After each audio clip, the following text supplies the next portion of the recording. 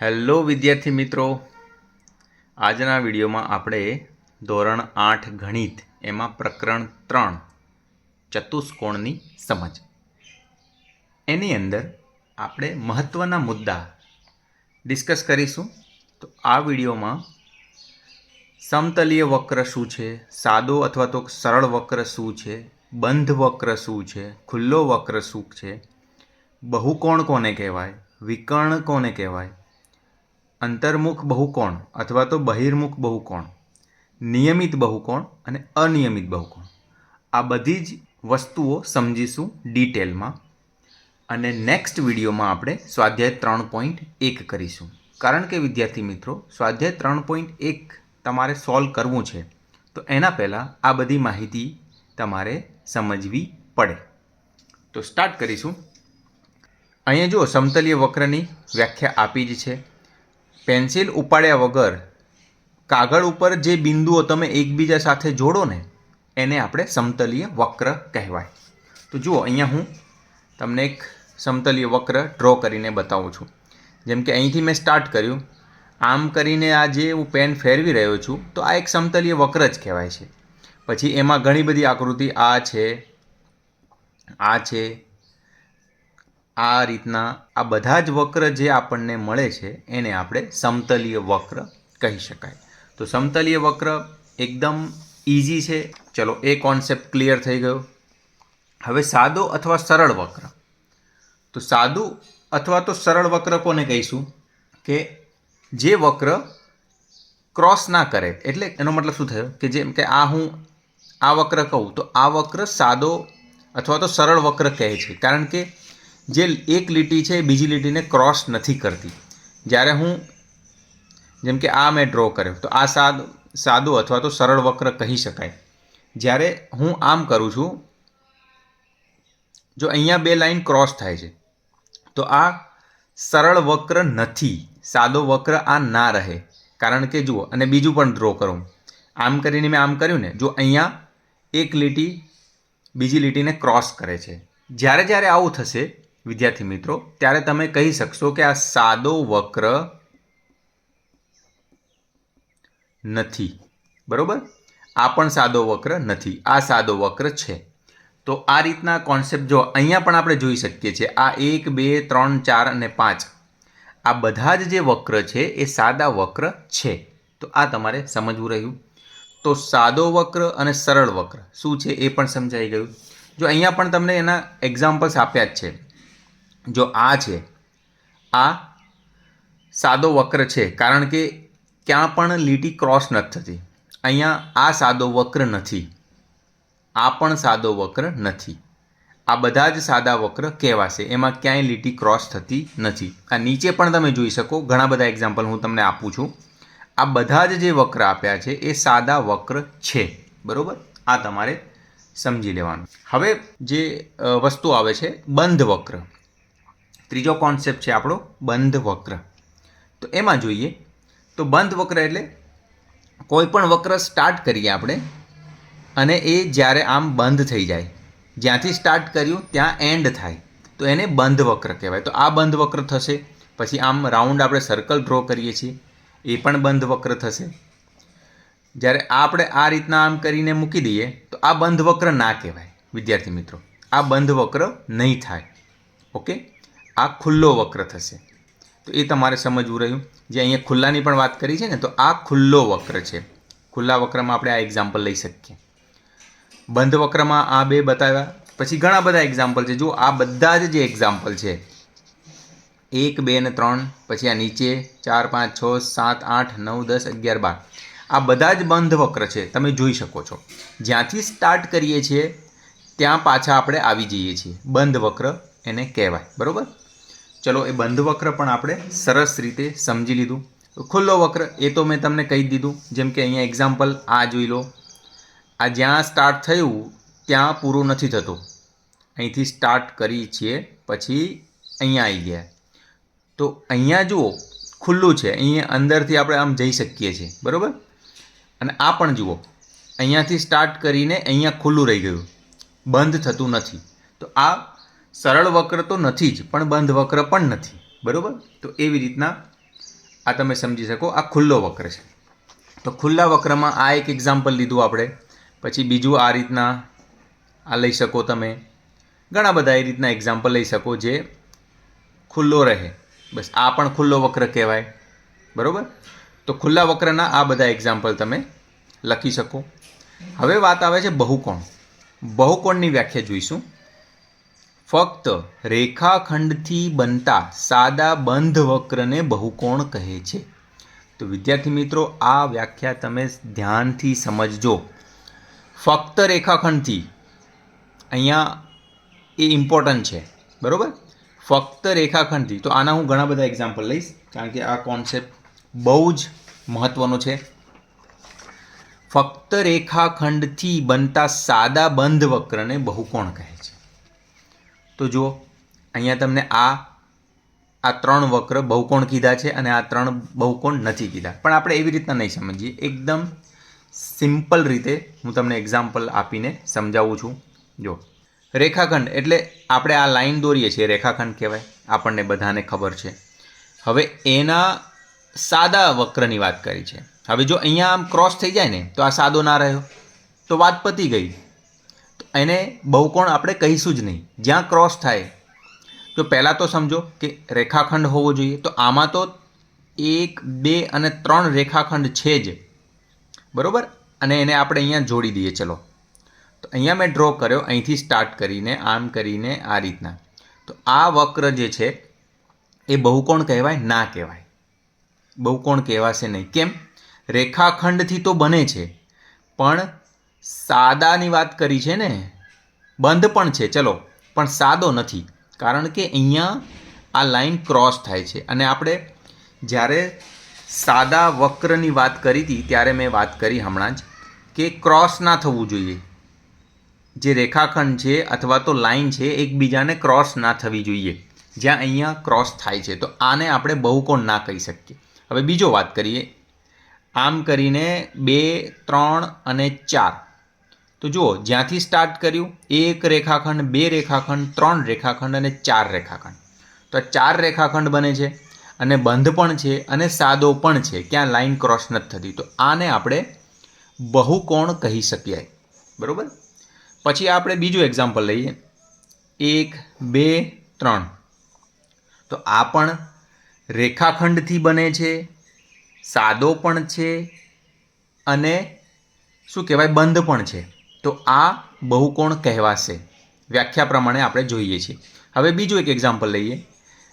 અહીંથી એક રેખાખંડ આ રીતનો દોર્યો, બીજો રેખાખંડ આ રીતના, ત્રીજો આ રીતના અને ત્રીજામાં આપણે આમ સર્કલ જેવું અડધું સર્કલ લઈ લીધું. તો આ બહુકોણ કહેવાય? ના કહેવાય. કેમ ના કહેવાય? જુઓ ફક્ત રેખાખંડથી બનતા એવી વાત કરી છે ને. તો અહીંયા જુઓ આપણે 1 રેખાખંડ, 2 રેખાખંડ, 3 રેખાખંડ તો લીધા પણ આ ચોથો જે લીધું છે અડધું સર્કલ, અડધું વર્તુળ એ રેખાખંડ નથી. એટલા માટે આપણે એને બહુકોણ ના કહી શકીએ. સીધી વાત છે. તો આ બહુકોણ નહીં થાય. બંધ તો છે, બનતો છે પણ રેખાખંડથી નથી બનતો. આ રેખાખંડ નથી. બરાબર. અહીંયા આપણે ABC 3 રેખાખંડ તો છે પણ આ જે D છે ને એ રેખાખંડ નથી, એ અડધું વર્તુળ છે. એટલા માટે એ બહુકોણ નહીં થાય. બીજું એક એક્ઝામ્પલ એવું તમને બતાવું છું. આ રીતના આ રીતના આ રીતના બધું જ લીધું આપણે. હવે સેજ અહીંયા આ રીતના આપણે આ રીતના જોડી દીધું. તો ચલો 1, 2, 3 અને 4 તો રેખાખંડ છે પણ આ જે પાંચમો જે આપણે કર્વ લીધો છે વક્ર એ રેખાખંડ નથી. જે વક્ર છે એ બહુકોણ નહીં થાય. બરાબર. તો મારા ખ્યાલથી તમે હવે બહુકોણની વસ્તુ તો સમજી જ ગયા છે. હવે આપણે એક બીજો પણ એક્ઝામ્પલ લઈ લઈએ એવું જ. ચલો રેખાખંડથી બને છે 1, 2, 3 અને 4 રેખાખંડ તો લીધા પણ જુઓ અહીંયા આપણે ખુલ્લો મૂકી દીધો. આ બંધ વક્ર નથી. અને અહીંયા વ્યાખ્યામાં શું કીધું છે? રેખાખંડથી બનતા સાદા બંધ વક્રને. બંધ પણ હોવો જોઈએ, સાદો પણ હોવો જોઈએ ને રેખાખંડથી બનતો હોવો જોઈએ. તો આ બહુકોણ નહીં થાય. તો આપણે બહુકોણના બીજા પણ એક્ઝામ્પલ જોઈએ. તો અહીંયા જુઓ વક્ર જે બહુકોણ છે તો આ પણ બહુકોણ છે, આ પણ બહુકોણ છે, આ પણ બહુકોણ છે. કારણ કે એ રેખાખંડથી બને છે. જુઓ 1, 2, 3, 4 4 રેખાખંડથી બને છે. આ પણ 4 1 2 3 4 રેખાખંડથી બને છે. સાદો છે અને બંધ પણ છે. આ વક્રને જોઈએ 1 2 3 4 રેખાખંડથી બને છે, સાદો છે, બંધ પણ છે. તો આ 3 આકૃતિ જે છે વક્ર એ બહુકોણ થાય. હવે આની વાત કરીએ. આ બહુકોણ નહીં થાય કારણ કે જુઓ સાદો નથી, અહીંયા ક્રોસ કરે છે, અને બંધ પણ નથી. બરાબર. આ વક્ર છે એ પણ બહુકોણ નહીં થાય. જુઓ અહીંયા ક્રોસ કરે છે, બંધ તો છે પણ ક્રોસ કરે છે એટલે સાદો નથી. પણ સાદો વક્ર હોવો જોઈએ બહુકોણમાં. તો એ કન્ડિશન અહીંયા સેટિસ્ફાય નથી થતી, એટલા માટે આ બહુકોણ નહીં થાય. આ જુઓ રેખાખંડથી બને છે 1 2 3 4 રેખાખંડ, 5 રેખાખંડથી તો બને છે પણ બંધ નથી. જુઓ બંધ નથી, આ ખુલ્લું રહી ગયું છે. તો આ કેસમાં આ પણ બહુકોણ નહીં થાય. આ બધા નીચે આપ્યા છે, આ બધા જ બહુકોણ થશે. બરાબર, આ બધા જ બહુકોણ થશે. હવે આગળ વાત કરીશું બહિર્મુખ બહુકોણ અને અંતર્મુખ બહુકોણ. હવે અહીંયા જુઓ, હવે સમજીશું કોન્સેપ્ટ અંતર્મુખ બહુકોણ અને બહિર્મુખ બહુકોણ. પણ એના માટે આપણે વિકર્ણ સમજવું પડશે. તો વિકર્ણનો કોન્સેપ્ટ શું છે એ જોઈએ. તો વિકર્ણની વ્યાખ્યા શું કહે છે જુઓ, બહુકોણમાં ક્રમિક ના હોય તેવા શિરોબિંદુઓને જોડતા રેખાખંડને બહુકોણનો વિકર્ણ કહે છે. તો આમ આપણને સમજાશે નહીં, આપણે એની આકૃતિ અથવા તો કોન્સેપ્ટ દોરીને જ સમજીશું. તો જુઓ અહીંયા એક આકૃતિ આપણે લીધી છે. એમાં આ એ, આ શિરોબિંદુ બી અને આ સી અને આ ડી, 4 શિરોબિંદુવાળી એક આકૃતિ એટલે વક્ર આપણે લીધો છે. હવે એમાં જોઈએ અહીંયા શું કીધું છે બહુકોણમાં. હવે આ તો બહુકોણ તો છે. જુઓ બહુકોણની વ્યાખ્યા શું હતી ફરીથી આપણે જોઈ લઈએ. રેખાખંડથી બનતા સાદા બંધ વક્રને બહુકોણ કહે છે. એ તો આપણે જોયું. હવે રેખાખંડથી બને છે, સાદો છે અને બંધ પણ છે. તો આ બહુકોણ તો છે જ. ચાલો હવે અહીંયા શું કીધું છે વિકર્ણમાં, બહુકોણમાં ક્રમિક ના હોય તેવા શિરોબિંદુઓને. તો ક્રમિકનો મતલબ શું થાય, એક પછી બીજો છોડી દેવાનો. જો એ માટે ક્રમિક કયા કહેવાશે, બી અને ડી એના આડોશી પાડોશી એ એના ક્રમિક શિરોબિંદુઓ કહેવાય. તો એ આપણે વિકર્ણ જે છે ને એ બી અને ડીમાં જોડી ના શકાય, એને વિકર્ણ કહેવાય જ નહીં. તો વિકર્ણની વ્યાખ્યા પ્રમાણે શું થશે, એને આપણે વિકર્ણ સીમાં જોડીએ તો જ આ વિકર્ણ કહેવાય. વ્યાખ્યા શું કહે છે, બહુકોણમાં ક્રમિક ના હોય તેવા શિરોબિંદુઓને જોડતા રેખાખંડને બહુકોણનો વિકર્ણ કહેવાય. તો એ માટે ક્રમિક શિરોબિંદુ કયા થશે, બી અને ડી. તો એમાં નહીં જોડવાનું, એના આગળના બીજા શિરોબિંદુ વડે જોડવાનું. તો આ વિકર્ણ થયો. બીજો વિકર્ણ બી માટે કયો થશે, બી માટે જુઓ એ અને સી એ ક્રમિક શિરોબિંદુઓ થશે, એના આડોશી પાડોશી થશે. એનામાં નથી જોડવાનું, આપણે ડાયરેક્ટ એને બાદ કરતાં સામે જોડવાનું ડીમાં. તો આ જે થયો બી અને ડી એ વિકર્ણ થયો. બરાબર. બીજી વ્યવસ્થિત મોટી આકૃતિમાં આપણે સમજીશું. જુઓ અહીંયા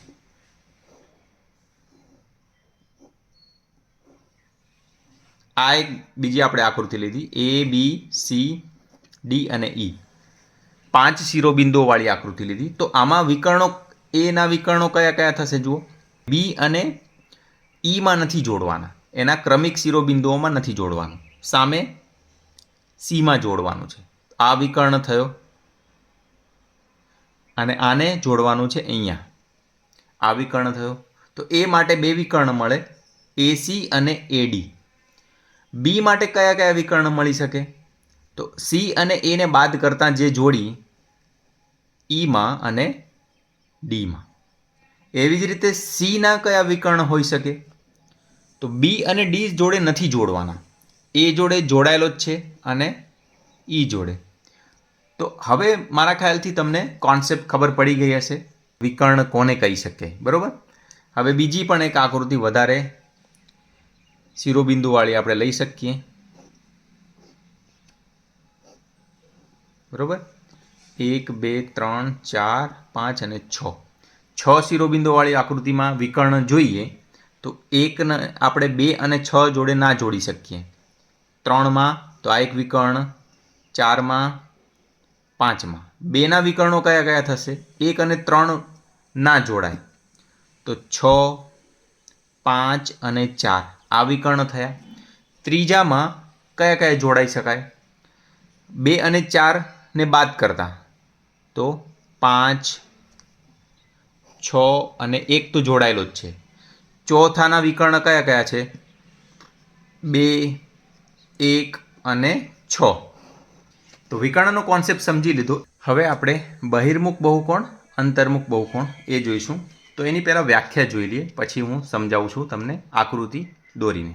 અંતર્મુખ બહુકોણની વ્યાખ્યા એ છે, જે બહુકોણનો કોઈ પણ એક વિકર્ણ તેના બહારના ભાગમાં હોય તેને અંતર્મુખ બહુકોણ કહે છે.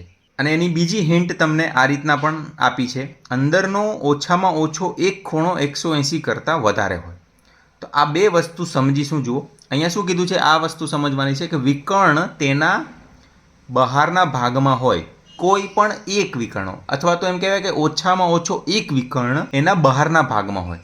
એ કઈ રીતના? જુઓ, જેમ કે આ આપણને આપી છે ને અંતર્મુખ બહુકોણ, તો આ અંતર્મુખ બહુકોણ કેમ કહેવાય છે એ સમજીએ. ચલો, આ આકૃતિ જેમ કે હું લઉં છું, બરોબર?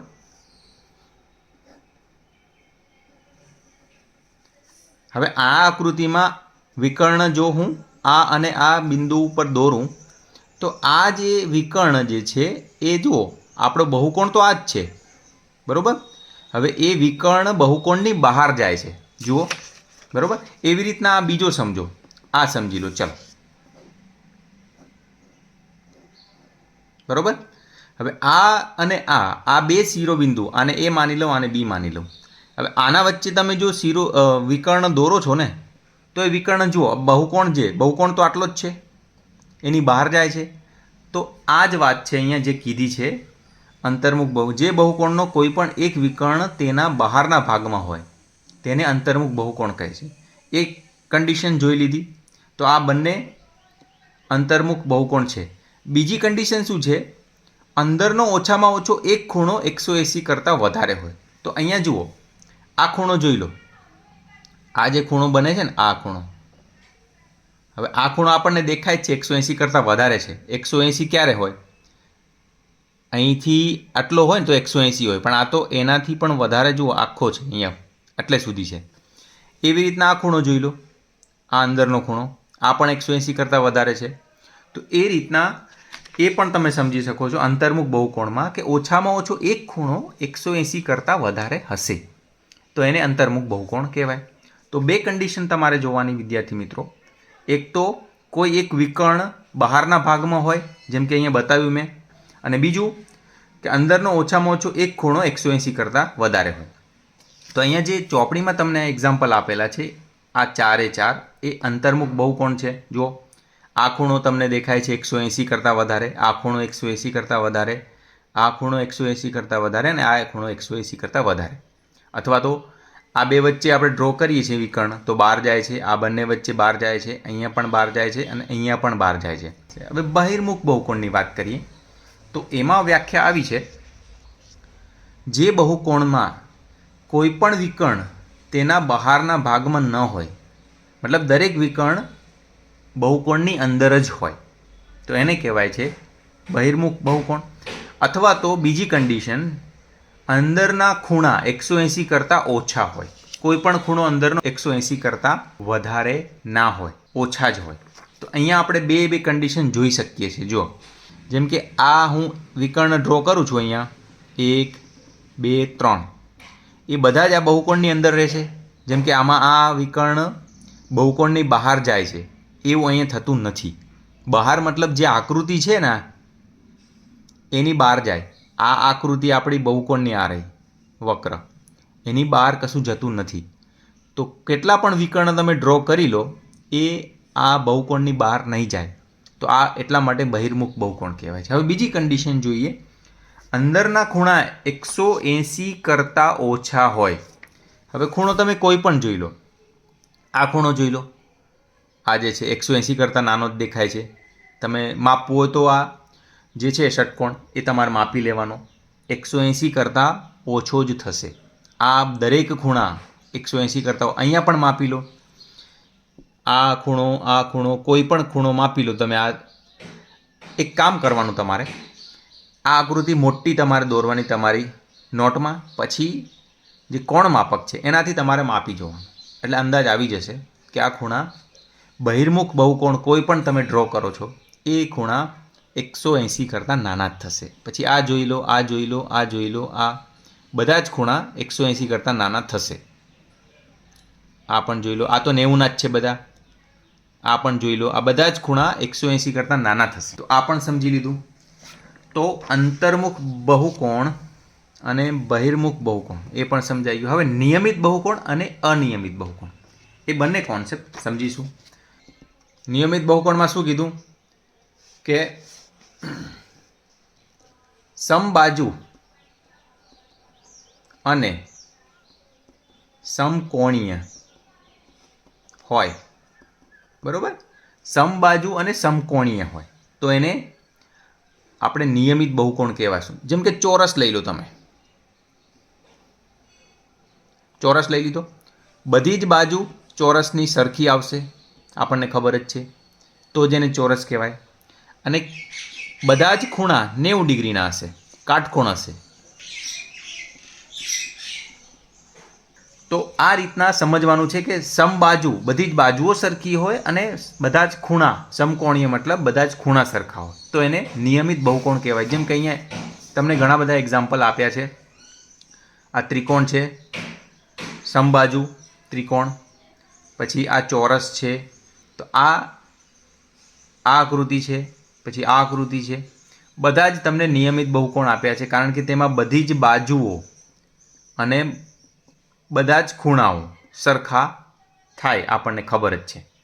આ જુઓ, આ બહુકોણ નિયમિત બહુકોણ નથી, અનિયમિત છે. કેમ?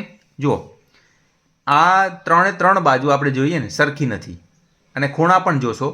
આ ખૂણો કાટકોણ છે, 90 ડિગ્રીનો છે. આ બે ખૂણા 90 ડિગ્રીના નહીં હોય. આમાં જોઈ, આ બધા ખૂણા 90 ડિગ્રીના તો થશે જ, કાટકોણ તો છે જ, પણ આ બે બાજુ સરખી છે તો આ બે બાજુ અલગ છે. લંબચોરસમાં તો આપણને ખબર છે આ સામસામેની બાજુ સરખી હશે, પણ આ સામસામેની બાજુ અલગ હશે.